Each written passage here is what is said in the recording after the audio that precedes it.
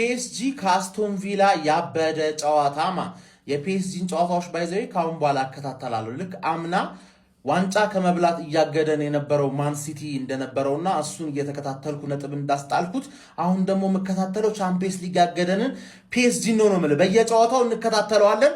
ዛሬ አስቶን ቪላ ጋር አንተ ኡና ኤምሪ አርሰናልን የሚጠላ ይመስላል። ኡና ኤምሪ አተሳሳት ማን ዓለም ላይ እንደ ፒኤስጂ የሚጠላው ሁሌ ከፒኤስጂ ጋር ሊፋለም ነው የሚመጣው። ማን አስቶን ቪላ አፕግሬድ አድርጓል። ሞርጋን ሮጀርስ ምናምን ስለሸጠ ቲለመንስ ስለሸጠ ይዳከማል። ማን አፕግሬድ ነው ያደረገው? እነዚህ ሰዎች ሽጧቸው ማን ማላቃቸው ስንትና ስንት ተጫዋቾች እንዳመጣ ማን ናቸው እነዚህ ሰዎች ነው ያልኩት። ከባል ሚገርም ተካነቱ ፒኤስጂ ካለ ዴምቤሌ በስተቀር ስታርቲንግ 11 ነው ይዞ የገባው። ቁም ነገር ፒኤስጂ ነው ዛሬ የገጠሙት። አሸዋፊው ፒኤስጂ ምናምን ነገር እንዳይመስል ቸልሲ የገጠመውን አይደለም። ገባለ ወይ ደግሞ ፕሪሲዝን እንደኛ እየተለጠፈ የነበረው አይደለም። ሲሪየሱን ፒኤስጂ ነው ዛሬ የገጠመው እና አስቶን ቪላ ተካንቷል። ዱዌ ይችላል። ከቫረስኬላ ምን አይነት ጎል ነው ያገባው? ፈርስት ሃፍ በቃ ለዚህ ቡድን ነው እኮ እኛ ቪኒን የፈለግነው እንጂ ለሌላው እኮ ያለው ከበቂ በላይ ነው። ያለው ከበቂ በላይ ከኮቨንትሪ ጀምሮ ታየዋል። ይሄ ተወጋ የተለከፈ ቡድን ዘንድሮ ማሸነፉን አላቆመም። ጀምሮ ይሄው ሱፐር ካፑንም አርጎ ወጣው ለዋንጫው ማንዬ ቪላን 2-1 በሆነ ውጤት አሸነፈ። ፒኤስጂ ከቫራሽኬሊያና ዱዌ ጎሉን አስቆጠሩለት። ጀምአው ምንም ማድረግ አይችልም። እንግዲህ ቪላ ከአቅም በላይ የሆነ ነገር ነው የገጠመው። ማንዬ በጣም ጥሩ ተፎካክሮ ነበረ። ቆንጆ ብቃቱን አሳይቶ ነው የወጣው። እንዲያሸንፉ ፈልጌ ነበር ቪሎች ግልጹ ለመናገር፣ ግን ይሄ የሚሸነፍ ቡድን አይደለም። በጣም ዋንጫ ካየ እባብ እስስት የሆነ ቡድን ነው። የምሬን ነው የምላችሁ። ምን አይ ዘንድሮም እንደዚህ ልትሆን ነው ወይስ ምንድነው ሀሳብ? ፒኤስጂ ማለት ዘንድሮም ልትወጥር ነው? አራደብ ግዛ ዘንድሮ እንኳን ረፍታ አድርግ እንጂ ዘንድሮ ለሻምፒዮንስ ሊግ አካባቢ ላይ አልፈልግም። በቃ እዛ አካባቢ ግልጹ ነው ነውር አይደለም እንዴ? ያበዛው እኮ አንተ በጣም አባገነን ይሆነ። ለማንኛውም ሻምፒዮን ሆኗል። እንግዲህ እንደተለመደው ፒኤስጂ ይመቸው፣ በቃ ይመቸው። ምን ይባላል ይሄ ቡድን? ምን ከአቅም በላይ የሆነ ቡድን ማን አሸነፈ? ዘንድሮ ሻምፒዮንስ ሊግ አዛድ ያደርግ ነው ነውራ ጀማው ኡመር አብዱልቃድርን ግን እንዴት አያችሁት? ኡመር አብዱልቃድር ማለት እንግዲህ የዛሬውን ጨዋታ ዳኛ ነው። እንደምታውቁት በባለፈው የዓለም ዋንጫ ወደ አሜሪካ እንዳይገባ ተከልክሎ ቪዛ አይሰጥህም፣ ምክንያቱም አንተ አትመጥንም አይነት ሙድ አራምዶበት እንዳስመለሱት ታውቃላችሁ። ይህንን ታዳይቱ የአውሮፓ እግር ኳስ ፌዴሬሽን ማለት ነው ይህንን የፒኤስጂና የቪላን የፍጻሜ ጨዋታ ይሄ ትልቁን ጨዋታ ማለት ነው የተሰየሙ ዳኞችን ዞር አድርጎ እነሱን አምጥተው ከነሙሉ ክሩ ጋር እንዲያጫውት ፈቅደውለት ነበር። ታዲያ አላሳፈራቸውም። በእናንተ እይታ ከ10 ሰንት ይገባዋል። ስንት ሰጣችሁት ለዚህ ዳኛ? በደንብ ጨዋታው ማኔጅ አድርጎን የጨረሰው ጀምአው በአግባቡ አላስፈላጊ ካርዶችን አስወግዶ የጨዋታው ቴምፖ ሳይበላሽበት ሙሉ ለሙሉ በሚያስገርም ብቃት ዳኝቶ ጨርሶታል። ታዲያ ይሄ ዳኛ በአውሮፓ ደረጃ ራሱ የማጫወት አቅም እንዳለው ጭምር ነው ያስመሰከረው ብዬ ነው ማምነው። ጀሞ ለማንኛውም ስለተሳካለት በሱ ምክንያት ምንም አይነት ነገር ሳይፈጠር ለዚህ ነገር በመብቃቱ በጣም ደስ ብሎኛል። አሜሪካዎቹ በጣም አብሽቀው ነበር። እንደዛ ተነሳስቶ ለመጓዝ ወደ ኤርፖርት ሂዶ አትሄድም ተብሎ መመለሱ በጣም አዝኜ ነበር። ለማንኛውም ስለ ዳኛ ሰው አልገባውም እንጂ ፒኤስጂ ራሱን የቻለ ታሪክ ውስጥ ነው ያለው። አሁን ዋንጫው ስላነሳ ጉዳይ ሳይሆን ትራንስፈር ማርኬቱን ራሱ ማየት ይችላል። ማግነስ አክሊንሽን ካመጡ በኋላ ከነገና ደግሞ ሚካ ጎትስ ኦልሬዲ ሊመጣ ነው። እንደሚታውቁት ሶስተኛ በረኛ ሱዙኪን አስፈርሞ ውሰት ልከውታል። ጋይስ ዴቨሎፕ አድርጎ እንዲመጣ ለወደፊቱ ነው እየሰሩ ያሉት። አሁን ያለውን ጨርሻለሁ ብሎ ማለት ነው። እንደዚህ አይነት ቡድን ላይ ነው የደረሱ ያሉት። እንደዚህ አይነት ስታቸር ላይ ነው የደረሰ ያለው ፒኤስጂ እና ይሄ ደግሞ በጣም አስፈሪ ነው።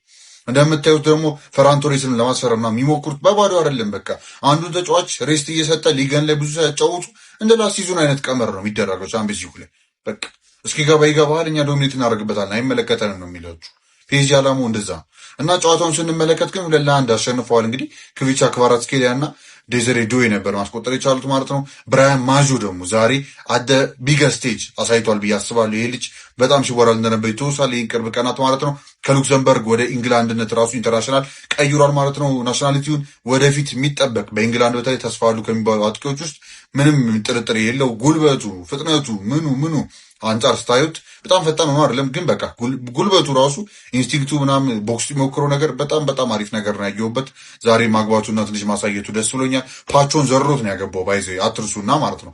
እና ይሄ ኤነሪክ የተባለ ሰውዬ ሳይኮፓዝ ማስቆም አለብን። የሆነ መንገድ ፈልገን እንደ ዩሮፕ እንደ አንድ ላይ ነው። አሁን እንደ ቡድን የሚሆን ነገር አይመስልም። እና እንደ አንድ ላይ የሚያስቆመው ቡድን ያስፈልጋል። ማን ነው የሚያስቆመው? ያው ብዙ ምርጫዎች አሉ፣ ግን እስቲ እንዴት እንደሚሆን ያው ጨዋታ ላይ ኦን ዘ ፒች ዊሻል ቶክ ኦን ዘ ፒች ነው ማለት ያለብን ማለት ነው። ያው ፒኤስጂ ስሎዊንግ ዳውን የለም። ለመጮት ያላቸው ዓላማ በደንብ ግልጽ ይናገራል። እነ ሜንዴዝ እንደምታዩት ነው። ዴዚሬ ዱዌ፣ ክቫራትስኬሊያ፣ ዴምቤሌ ከቤንች የተነሱ እንደዚህ ፋይናል ጨዋታዎች ላይ ሲጫወት ታያላችሁ። በቃ ኦልሞስት ፊልስ ላይክ ጆክ፣ ግን ዚስ ዋት ሃፕንስ እና የተሻለ ነገር ያስፈልጋል። ሌሎች ቲሞች ሁሉም ስቴፕ አፕ ማድረግ አለባቸው ብዬ ነው ማምነው። ያ ፒኤስጂዎች ዲዘርቭ ሊሶ ዩኤፋ ሱፐር ካፑን ማሸነፍ ችለዋል። ሰበር ዜና! አረ ይበቃኛል በመቤቴ፣ አረ ትለዩብኛላችሁ የሚል መልእክት ከእንግሊዝ ክለቦች ለፒኤስጂ ነገ ጠዋት እንደሚላክ የእንግሊዝ ሚዲያዎች አስነብበዋል። እንደው ተራ በተራ እኮ ተለጠለጥን። ይኸው እኛም አለንበት፣ ሁሉም ተለጠለጠ። ቪላ ነበር የቀረው፣ እሱም ዛሬ ድው ተደረገ። ግን ቪላ የጀግና ሞት ነው የተሸነፈው። በቃ በደንብ ተገዳድሯቸው ነበር። እነዚህ አጥቂያቸው ሰይጣን ነው። አሁን አማካኛቸው አይደለም የሚያስፈራው፣ አጥቂያቸው። አስቡት፣ ቪላ እኮ ሁሉም ጸዴ ተጫዋቾች የሉም። ማማ ማለት በረኛ የለም፣ ዋትኪንስ የለም፣ ሮጀርስ የለም። አስቡት፣ ድክም የ17 ዓመት አጥቂ ነው ራሱ ፒኤስጂ ላይ ያገባባቸው እና ጀግና ሞት ነው የተሸነፈው። ግን ሞቷል አደረጉት። ባክ ቱ ባክ ልክ እንደ ሻምፒዮንስ ሊግ ማለት ነው። የአውሮፓ ሱፐር ካፕንም ሁለቴ በተከታታይ ማንሳት ችለዋልና የፒኤስጂ ፕራይም ቲሙ ስታዩት ያለውን አጫወት ምናምን ስታዩ ገና ፕራይሙ ላይ ያልደረሰ ቲም ይመስላል። በቃ አላር የዋንጫ ረሃብ ያለው ቲም ነው ይመስለውና አደረጉት ነው ምላችሁ። ጨፈጨፏቸው፣ ጎል አላስቆጠሩም። እነ ክራቪሽኬሊያ፣ እነ ዴምቤሌ፣ እነ ዴዚዲዊ ሳቱት ነው ምላችሁ። እንደዚህ ስላችሁ ግን አስቶን ቪላም እጅግ በጣም አስገራሚ ነበር። ሞጆ ነው ምናምን የሚባል ተጫዋች መጥቷል። የአስቶን ቪላ ወጣት ናት። ምን አይነት ክሊኒካል ነው እንደውም የተሰጠውን ኳስ ማለት ክሊኒካል ሆኖ መጨረስ የሚችል ከሆነ ምን አይነት ተጫዋች ሊሆን እንደሚችል ገና ታየ። ላይቭ ላይ ስናወራ ነበር ከሙሴ ጋር። ላይቭ ላይ ያላችሁ ሰዎች አይታችሁኛል። አስገራሚ ጨዋታ ነበር ያደረጉት። ፔዥዎች ገና ፕራይም ላይ ያልደረሰ ቲም ነው ያለው የሚመስለው። በቃ አሁንም ምዕራብ አላቸው ሲጫወቱ ምናምን ነገር ላያችሁ ያስገርማችኋል ነው ምላችሁና ባክ ቱ ባክ አድርገውታል። ልክ እንደ ሻምፒዮንስ ሊጉ ባክ ቱ ባክ የአውሮፓ ሻምፒዮን የዩኤፋ ሱፐር ካፕን አንስተዋልና አስገራሚ ቡድን ነው። ይህንን ቲም ማን ነው የሚያቆመው ሰዎች? ፒኤስጂ ያሸንፋል። ማን ይሄንን ቲም ዩሮፕ ላይ አንድ የሚያስቆመው ቲም ይጥፋ? አንድ የሚያስቆመው ቲም ማን? ቪላ በጣም ብዙ ቻንሶች ክሬት አድርጎ ነበር ፈርስት ሃፍ ላይ ማለት ነው። አማሏሻችሁ ነገር ያንን ግዙፍ ሰው ያስገብተው ማለት ስንት ኳስ ሳተባቸው፣ መጨረሻ ላይ ግን አገባ አንድ ኳስ ፈርስት ሃፍ ላይ አልቅ ሲል ማለት ነው። ምን ጥቅም ያውን ላይ ሳቶ ኳስ ዋጋ አስከፈላቸው። ሰከንድ ሃፍ ላይ ፒኤስጂ ተቅጠቅ አረገባቸው። ኦፍሳይድ ትራፓቸው ዋጋ እንደሚያስከፍላቸው በጣም ኦብቪየስ የሆነ ነገር ነበር ማለት ምን አይነት አራን ያደረገው ዱዌ። ከዛ በኋላ በግራ እግሩ ተቀለለባቸው። ማን ፒኤስጂ ማለት ነው። ኔክስት ሲዝን ጉዳችሁን ነው የምናፈላላችሁ እኛ። ገብቷችኋል አይደል ማለት ነው። ክቫራትስኬሊያ ምን አይነት ተጫዋች ነው እናቴ ትሙት። ይኸው ማልዋሻችሁ ነገር ማለት ዓለም ዋንጫ መጥቶ ባይበጠብጠው ኖሮ ይሄ ሰውዬ ባላንዶር በጣም ያሰጋ ነበር። ይኸው አሁን ደግሞ ተነሳል መጣና ምናምን ሚድፖስት ምን አይነት ምት ነው የሚመጣው? ምን አይነት ፊኒሺንግ፣ ምን አይነት ሰው ነው? እግዚአብሔርን ምላችሁ ማለት ፒኤስጂዎች በጣም ያስፈራሉ ኔክስት ሲዝን ማለት ምንም ጥያቄ የለም። ግን ገብቷችኋል። ከነሱ በላይ ደግሞ የሚያስፈራ ቲም አለ። ማን ነው? አርሰናል።